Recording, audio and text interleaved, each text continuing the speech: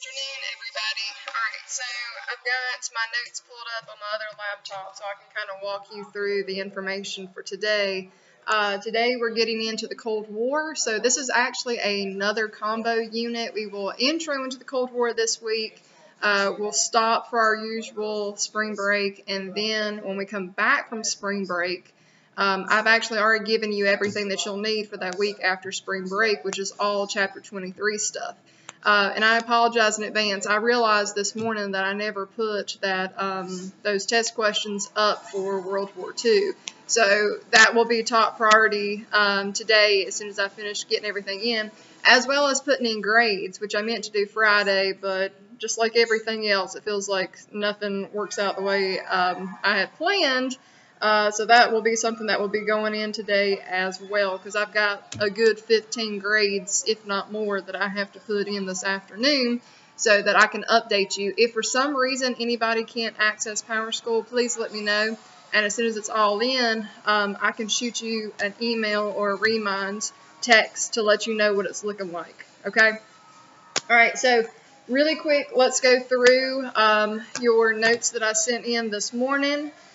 So a couple of key things that I want you to get is that there's a new phrase that's going to be coined, and it's called Iron Curtain. Winston Churchill, the Prime Minister of Great Britain, actually coins the phrase Iron Curtain, which is talking about how we feel like there is an actual division that's happening in Europe, to where Eastern Europe with Poland and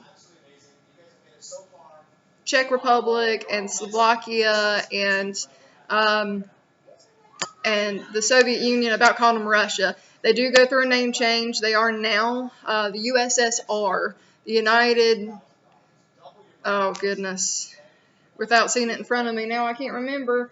I'm blanking. It'll come to me, but it's talking about the Soviet Union.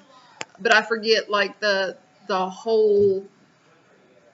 Anyway, it'll come to me in a second. So the Soviet Union, formerly known as Russia, is communist, and they are trying to convert their surrounding neighbors to communism as well. So we feel like there is a division now between this communist Eastern Europe and democratic Western Europe, and so this is going to make a really big divide in what's happening in Europe and several other countries. All right. Or around the world as well. Okay. So anyway, don't forget that Truman is now president. Roosevelt passed away April of 45. Truman was his VP. Truman's now running the show. Now here's the thing, and I don't really know why Roosevelt did this, but Roosevelt did not let Truman in on a lot of info that he was discussing with the other leaders of Stalin and Churchill, which is not a good thing, because now that Truman's in charge, he's trying to kind of fill things out and figure out what would Roosevelt have done in this situation. You know what else is sad? This is some fun facts for you. Did you know that as soon as Truman became president, a lot of people retired because they were like, I can't work under anybody else that's not Roosevelt. Roosevelt was the GOAT, right? That I can't imagine working under anybody else. And so they didn't even give Truman a chance. I feel really bad for him. Truman actually is a really great president. Doesn't get much credit because he's kind of living in Roosevelt's shadow. I mean, Roosevelt had been elected 4 times to office, right? So anyway, so Truman comes in. We see this division happening in Europe. We're trying to help rebuild after World War II is over. Great Britain and France and us want to see democracy spread across all of Europe. We see the Soviet Union reaching out and creating what we call these satellite nations, to where they're trying to befriend and almost take in these smaller, weaker countries kind of under their wing and kind of be a leader for them, encourage them to fall to communism. Communism is an easy way out, and that's why so many countries do it. Countries that are politically, economically, and socially in shambles after World War II see communism as an easy way, because under a communist government, the government does everything. They control everything, and people just want their needs to be met. That's really all they want. They want to make sure that they've got food on their table, they've got a job to pay their bills. they just want their basic needs met. And under a communist government, when the government doesn't have to ask people what they want, they can do things a lot faster, but they're also going to do things the way they want to do things. That's the problem, because people don't have a say in how things are run. If they tell you to jump, you jump, right? You don't even ask how high, you just jump, right? So anyway, we do know that Stalin is going to continue purges. We talked about that during World War II, that a lot of people don't realize that Stalin actually just as bad, if not worse than Hitler. You know, I mean, he's kind of in the shadow of Hitler, because everybody's watching, or was, I'm sorry, because Hitler dies in April of 45.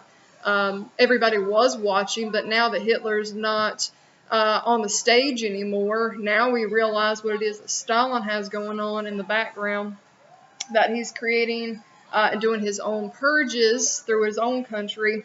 Now here's another thing that I want you to start, and it's containment. These are new vocab words that you need to know. So containment, kind of like what we're experiencing right now, right? We're trying to stop the spread of the virus. Well, when we're talking about the Cold War, we're trying to contain communism. We're trying to stop the spread of communism. So we got to figure out some plans. How is it that we can help countries that are socially and economically in shambles after World War II? We need to try and help them, because if not, we might see several countries, especially ally countries, fall to communism again and take the easy way out. So I want you to star that. Containment is George Kennan, who was a U.S. diplomat in Moscow. That was a phrase that he coined in his telegram home to the United States, kind of letting us know what's going on in the Soviet Union. And he said, we need to use this idea of containment to stop the spread of communism, so we got to come up with plans to do that. And we'll talk about two plans here in just a second. Again, communism promises an easy way to quickly rebuild, to get people's basic needs met. When I mean basic needs, I mean, again, food, clothes on your back, and you have a job to be able to bring in money to pay your bills. Basic needs. We're not going out and buying 5 cars. We're not out buying new houses. I'm just talking about meeting people's basic needs. Now, we call the time period that we're in right now from, I don't know, basically July 45 all the way. You don't really say the Cold War ends until the Berlin Wall comes down in 1989, 1990. So the Cold War is going to go on for a while, but we call it Cold War because we are not physically fighting, but we go to what we call the brink of war, meaning that we are ready just in case. We're kind of sleeping with one eye open kind of situation, to where we're watching to see what the Soviet Union is going to do, because they are like enemy number one right now. We almost have a frenemy situation. We've been friends and allies for so long. They followed communism, and we're just kind of weary about how they're going to handle things. That's why we don't invite them to be part of the Manhattan Project and create the atomic bomb, which was your bell ringer question today.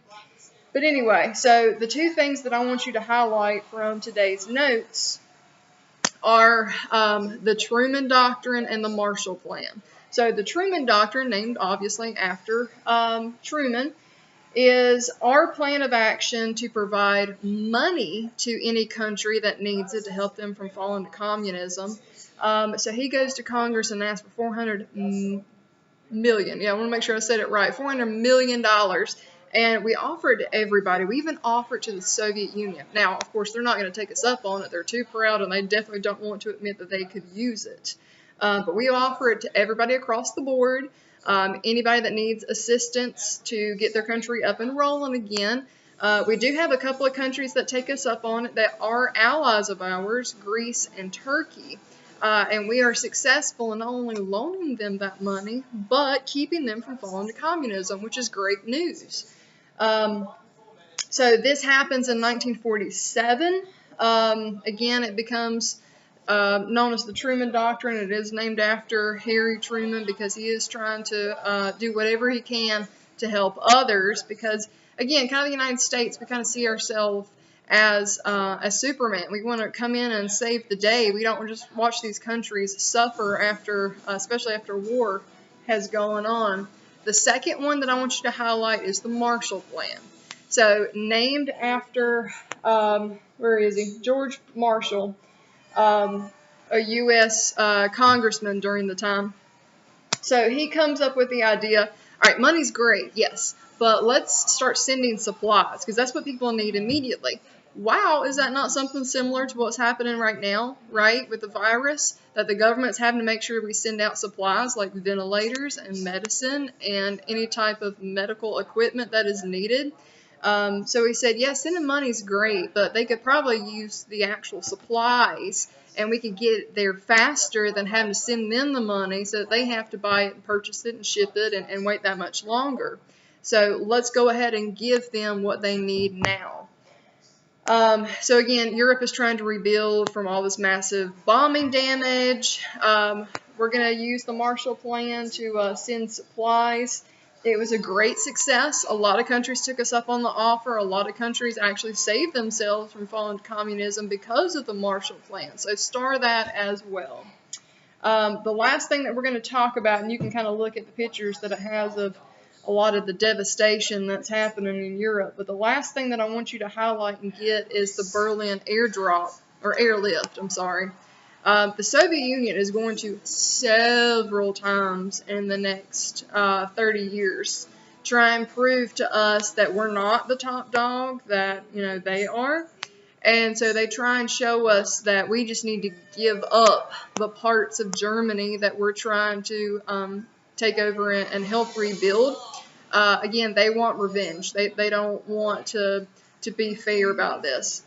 So they actually go in, and we had done two things. We had divided up Germany and divided up the capital so that we could all pitch in and help them rebuild. Well, the Soviet Union went in and took over all of Berlin. Berlin's important. That's the capital.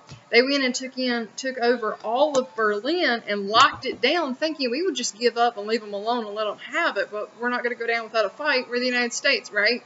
So anyway, we sent in airplanes and we airdropped how much? 2 million tons of supplies, trying to make sure that the citizens of Berlin were taken care of, that they weren't starving, they weren't struggling. So we did this for almost a year, from June of 48 to May of 49, almost a year. We didn't stop. We did not give up. We did not give in. We did not surrender, right?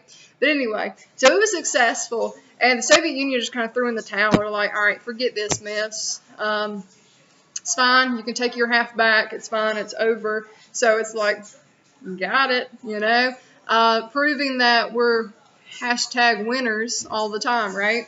So anyway, we merged our sides, U.S., Great Britain, and France. We merged our sides all together, and we really thought that we should all four do that together. But of course, the Soviet Union is not going to give up their part of anything, especially because they don't want to see it become a democratic society and nation.